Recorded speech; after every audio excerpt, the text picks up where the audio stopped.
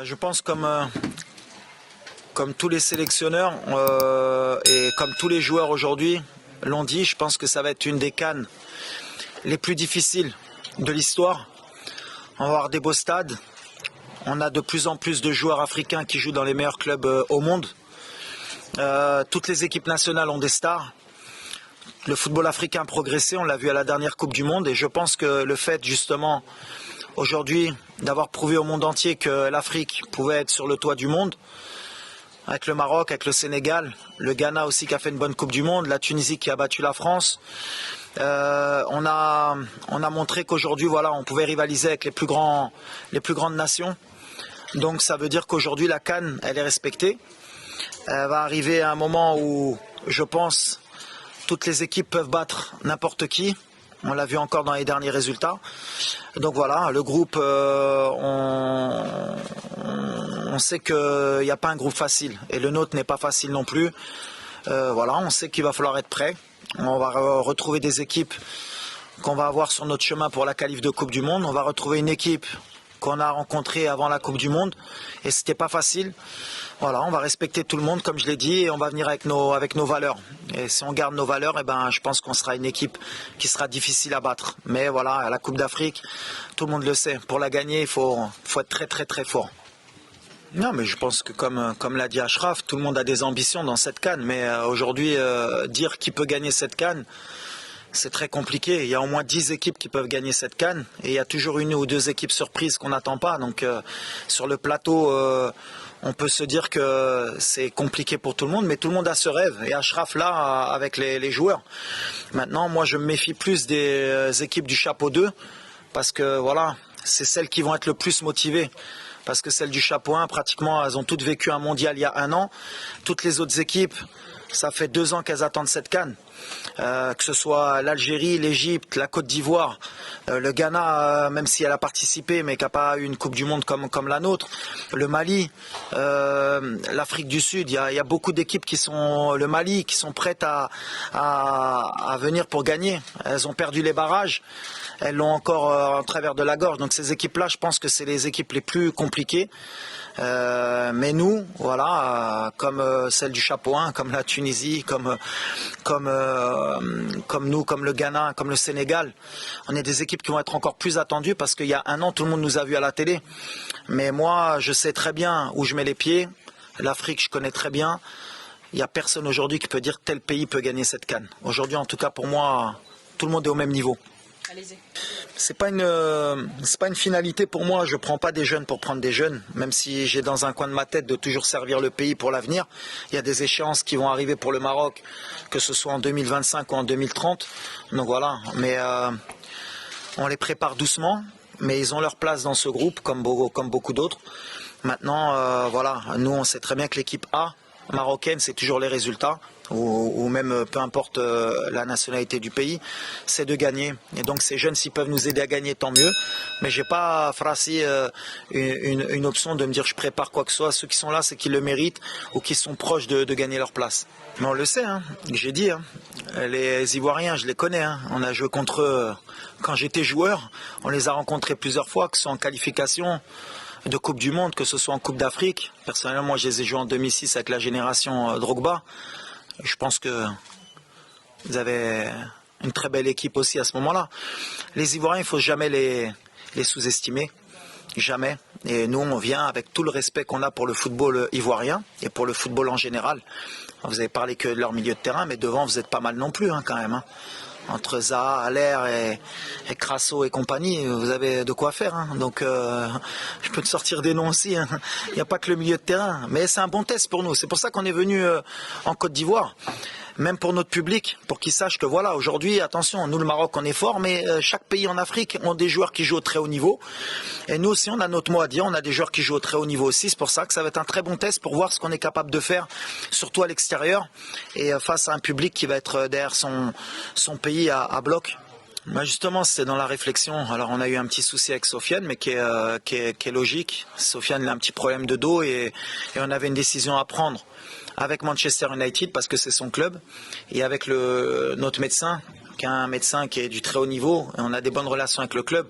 Faire voyager Nordine avec le dos qu'il a et il peut risquer à tout moment de se blesser gravement. C'était plus intelligent pour nous de le laisser encore dans son club comme au dernier rassemblement. En plus, il vient de gagner sa place, qu'il puisse gagner du temps de jeu parce que les matchs qui nous arrivent seront beaucoup plus importants au mois de novembre ou pour la CAN que de le faire voyager. Et en même temps, comme je dis, tout mal a un bien, ça nous permet justement de revoir les options parce qu'on ne veut pas être tributaire d'une absence au dernier moment de Sofiane et qu'on n'ait pas les solutions. Et après, on risquerait de me reprocher en tant que sélectionneur de jamais avoir testé des choses. Donc, de par la force des choses, ça nous permet de voir Mazraoui au milieu, ça peut nous permettre de voir Al Azouzi, Richardson.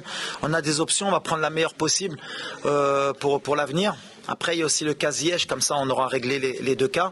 Hakim qui a encore une petite raideur au mollet. Et pareil, dans le même cas qu'au mois de septembre, on ne prendra aucun risque avec Hakim Ziyech parce que le plus important pour nous, c'est qu'il soit apte pour le mois de novembre ou la CAN. Après, c'est des gestions. Mais comme j'ai dit, il faut le prendre positivement. C'est-à-dire qu'aujourd'hui, on peut revoir Adli, on peut revoir Abdé, on peut voir Harit, voir un peu les solutions, puisqu'il manque aussi Bouffal. Comme ça, ça nous permet d'avancer. Donc, pour moi, je suis très heureux justement de ces absences, mais s'il y a des entraîneurs qui seraient malheureux, moi je suis content parce que c'est des matchs amicaux, ça nous permet de voir d'autres solutions. Donc voilà, mais Hakim, j'ai tenu qu'il soit là avec le groupe parce qu'au mois de septembre il n'était pas là, donc il a une place importante avec les joueurs, avec le groupe, et c'est important qu'il sente l'odeur aussi de ce match et de l'équipe. Yes, it's what I explained in the beginning. The first question is about the group stage, you know, and I said in the Africa Cup now you have every team can win this Africa Cup, you know, also South Africa, because the last time when I'm traveling in South Africa, I lose this game. And I know now you don't have any game is easy. And for the Morocco team, inshallah, we try to do your best, same in the World Cup, to win this competition. But I think a lot of team is a outsider to win this Africa Cup. Je sais que ça va embêter beaucoup peut-être de fans au Maroc, mais en fait moi les matchs amicaux et les matchs qui servent à rien, comme je dis, ça sert surtout à préparer mon équipe. Alors le fait qu'on ait perdu en Afrique du Sud, c'était une très bonne chose pour nous. J'espérais qu'on perde des matchs avant la CAN. Peut-être que le match de samedi, même si on doit le perdre, il sera salutaire. Comme je dis, avant l'heure, c'est pas l'heure. Après l'heure, c'est plus l'heure. Et il y a des équipes qui sont prêtes avant l'heure, il y a des équipes qui sont magnifiques avant l'heure. Mais il faut être prêt, comme nous à la Coupe du Monde. Il faut être prêt à l'heure. Et tout ce qui est avant, on prend compte de tout ça pour être prêt à la CAN. Alors peut-être qu'on ne sera pas à notre meilleur niveau, mais ces matchs-là, ils servent à ça. Donc on a changé beaucoup de fois l'équipe, notamment au mois de juin. On a essayé plusieurs joueurs au milieu de terrain, on a essayé des combinaisons, ça ne nous a pas réussi, mais on a appris que dans l'effectif, il fallait vraiment trouver beaucoup de solutions au cas où il y avait des absences. Donc voilà, aujourd'hui encore, on est dans ce genre de choses, puisqu'il n'y aura pas Bouffal, il n'y aura pas Mrabat, il n'y aura pas Ziyech, et ce ne sera pas une excuse pour samedi. Ceux qui prennent la place de ces joueurs-là doivent me prouver à moi et au peuple marocain qu'ils sont capables de pallier ces absences et d'être des titulaires en puissance. C'est à ça que servent tous ces matchs. Après moi, gagner tous mes matchs avant la CAN et me faire sortir au premier tour, ça ne m'intéresse pas. C'est important pour nous. Et d'ailleurs, beaucoup de gens ont vite oublié parce qu'on a fait une grande Coupe du Monde, mais ça a été un de nos plus gros absents. C'est un joueur sur qui je comptais énormément dans l'équipe pour débuter ou pour rentrer comme super sub. La seule chose que je peux dire sur Amine, c'est bravo à ce garçon parce qu'il a eu une des pires blessures qu'on peut avoir un footballeur. Et il est revenu fort, et là il revient bien. On a toujours été derrière lui parce que sa place elle est avec nous. Et je lui avais dit que l'absence en Coupe du Monde, il devait s'en servir pour venir et nous aider à la Coupe d'Afrique pour être un des meilleurs joueurs. Je pense qu'il a pris à cœur ce challenge, il revient fort. Je pense qu'il débutera demain. Et on espère voir le meilleur de Amine parce que c'est un joueur talentueux et il le mérite. Bon. Mais en fait, j'ai fait une grosse bêtise, moi, à la Coupe du Monde. J'étais pareil, j'étais avec le public, je suis parti, j'ai dit on peut tout gagner.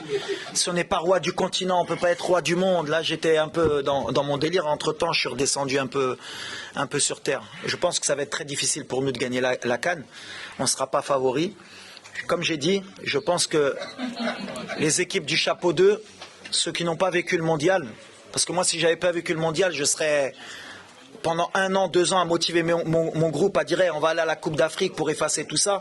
Ces équipes-là, elles me font plus peur que les autres. Mais nous, en Afrique subsaharienne, ça a été toujours compliqué pour le Maroc. Je ne sais même pas si on a été en demi-finale dans notre histoire, mais peut-être. La Coupe d'Afrique, ça a toujours été difficile pour le Maroc. On n'a qu'une Coupe d'Afrique. Ça fait longtemps qu'on n'a pas vu les demi-finales. Je crois que la dernière fois que le Maroc a fait demi-finale, je crois que j'étais joueur, j'avais des cheveux. Donc aujourd'hui, on n'est pas favori. Et je m'excuse auprès du peuple marocain parce que c'est vrai que j'étais parti. Je disais si on ne fait pas minimum demi-finale. Mais je pense qu'aujourd'hui, il y a des meilleures équipes que le Maroc sur le continent. Dans les 1 an qui sont passés après la Coupe du Monde, il y a beaucoup d'équipes qui ont progressé, qui arrivent en puissance, dont la Côte d'Ivoire, dont l'Égypte, dont l'Algérie, le Nigeria. Beaucoup d'équipes qui n'ont pas été à la Coupe du Monde. Je pense que c'est elles qui sont favorites. Nous, on va essayer de se battre. Comme vous avez dit, vous avez parlé de premier tour. Déjà, on va essayer de passer le premier tour. Et après, Inch'Allah, comme on dit, si Dieu est avec nous, pas après pas. Mais aujourd'hui, le Maroc n'est plus favori de la Coupe d'Afrique des Nations. Pour moi, hein. On va avoir à peu près le même groupe. Mais en fait, on a créé un monstre. Le fait d'avoir fait demi-finale, on a, je pense, fait soulever des montagnes à tous les pays africains. Maintenant, tout le monde a faim. Tout le monde se dit que c'est possible. On voit que grâce au Maroc, il y a beaucoup de pays qui ont récupéré des binationaux. Et avant, ils hésitaient. Maintenant, ils viennent jouer pour leur pays, pratiquement tous. Tout le monde va vouloir faire tomber le Maroc. Tout le monde rêve de faire tomber le Maroc. Je pense qu'il y a même des pays, ils dorment pas. Ils espèrent jouer contre le Maroc pour nous battre. Donc tout ça fait que ça va être très compliqué pour nous. Parce que quand on est attendu, c'est très très dur. Et je le sais très bien. C'est pour ça que je dis qu'on n'est pas favori. Après, s'ils oublient tout ça et qu'ils nous permettent d'être à notre meilleur niveau et de nous laisser passer, nous on va prendre, on va être prêts pour ça. Mais ça va être très compliqué. Mais on va se battre, comme d'habitude.